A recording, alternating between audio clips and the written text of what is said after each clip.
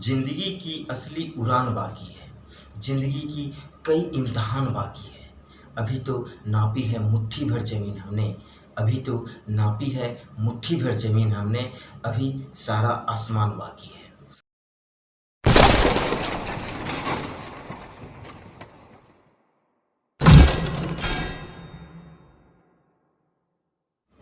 Hi friends, मैं Rupesh Kumar from the knowledge channel. दोस्तों, हमारे इस चैनल में आप सभी का स्वागत है। दोस्तों, आज हम बात करेंगे माहौल के ऊपर कि इंसान को कैसे माहौल में रहना चाहिए। दोस्तों, इसके पहले मैं बता दूं कि अभी लॉकडाउन की स्थिति चल रही है और इस लॉकडाउन की स्थिति में सभी लोग अपने अपने घर में ही रहें और जहां भी रहें सुरक्षित रहें। दोस्तों, कहते हैं खुदा महंगी घड़ी सबको दें मगर मुश्किल की घड़ी किसी को ना दें। दोस्तों, इस कोरोना वायरस की वजह से सभी लोग त्राहिमाम कर रहे हैं। सबको, किसी को खुदा याद आ रहा है तो किसी को गॉड याद आ रहे हैं। दोस्तों, इस 2020 में खुद को जीवित रखना ही खुद में एक बहुत बड़ा चैलेंज है, क्योंकि इस महामारी का कोई भी वैक्सीन नहीं बन पाया है, जिसके वजह से पूरी मानव जाति काफ़ी संकट का सामना कर रही है। अब हम बात करते हैं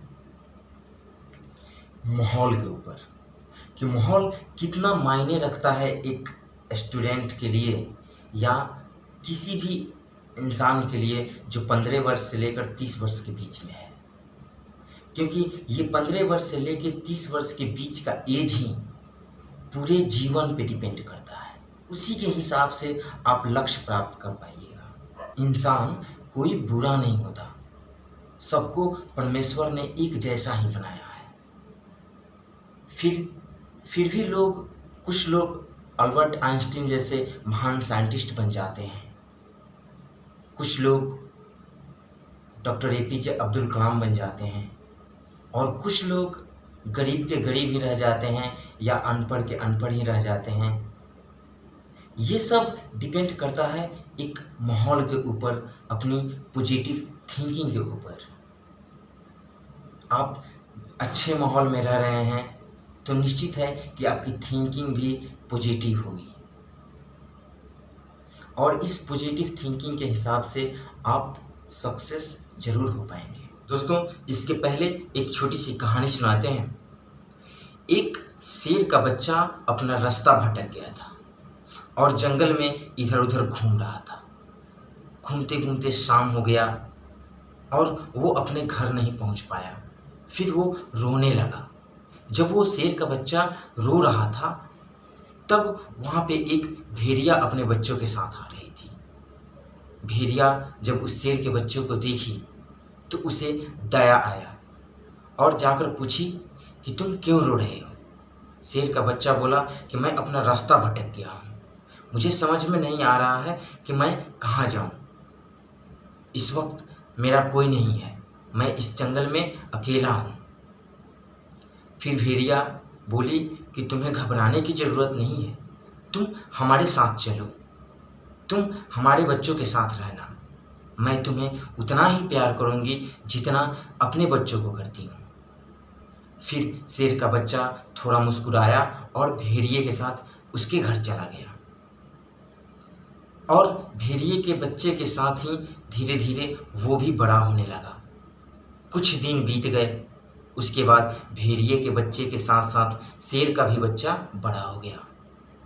एक बार भेड़िए के बच्चों के साथ शेर का बच्चा जंगल में घूमने गया।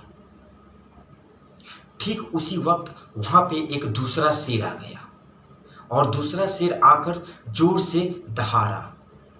जब वो शेर जोर से दहाड़ा तो भेड़िए के सारे बच्चे डर गए। भेड़िए के साथ साथ जो शेर का बच्चा था वो भी डर गया।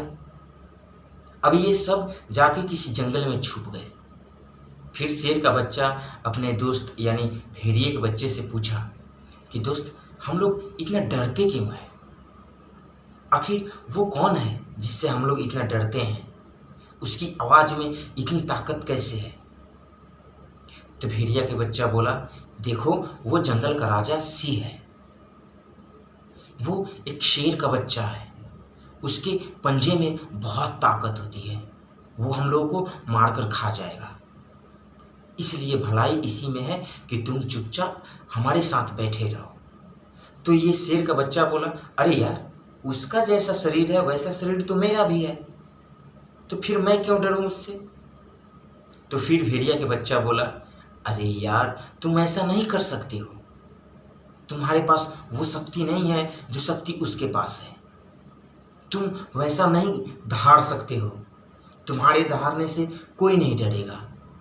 भेड़िए के बच्चे की इस निगेटिव थिंकिंग की वजह से शेर का बच्चा थोड़ा और घबरा गया, लेकिन उसका दिल बार बार कह रहा था कि नहीं, मैं भी ऐसा कर सकता हूँ। पॉजिटिव थिंकिंग उसके माइंड में घूम रही थी कहीं ना कहीं।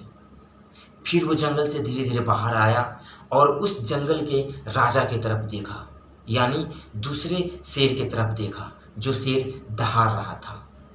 जब उसको ध्यान से देखा और खुद को ध्यान से देखा तो उसको ऐसा लगा कि नहीं, मैं भी जोर से दहाड़ सकता हूँ, मेरे अंदर भी वो शक्ति है, मैं भी इस जंगल का राजा बन सकता हूँ। फिर वो अपनी पूरी ताकत लगा के जोर से दहाड़ा। जब ये शेर का बच्चा जोर से दहाड़ा तो भेड़िए के बच्चे सभी डर गए। उस वक्त इसके दिमाग में पॉजिटिव थिंकिंग जगी और उस पॉजिटिव थिंकिंग की वजह से वो खुद को पहचान पाया कि मैं कौन हूँ, और आगे चल के वो जंगल का राजा बना। तो दोस्तों, एक छोटी सी पॉजिटिव थिंकिंग आपके करियर को बदल सकती है। अगर आप कंटिन्यू अपने पास पॉजिटिव थिंकिंग ही रखें तो। दोस्तों, अब बात आती है कि हम अपने दिमाग में पॉजिटिव थिंकिंग कैसे भरें, हम हमेशा पॉजिटिव कैसे रहें। तो इसका एक छोटा सा उदाहरण देता हूँ। मान लीजिए कि आप किसी रेस्टोरेंट या होटल में एक समोसा खाने गए और आप वेटर से बोले कि मुझे एक समोसा चाहिए, और वो वेटर आपको चिकन बिरयानी ला कर दे दिया। तो आप बोलिएगा कि नहीं, मैं चिकन बिरयानी नहीं मंगवाया था, मैं समोसा मंगवाया था। तो फिर वो वेटर आता है और आपका चिकन बिरयानी लेकर चला जाता है, फिर दोबारा आपके लिए समोसे लाता है। यानी जो आप मांगते हैं वही वेटर आपको लाकर देता है। अगर थोड़ा ध्यान दीजिएगा, अगर आप किसी दूसरे इंसान से बोलते हैं कि मुझे ये वस्तु चाहिए तो वो ला कर देता है। क्या आप खुद से कभी कोशिश किए हैं कि मैं खुद से क्या मांगूं? जब आप बुक लेके बैठते हैं पढ़ने के लिए, उस वक्त आपके दिमाग में निगेटिव थिंकिंग आती है और वो आपको रोक देती है पढ़ने से।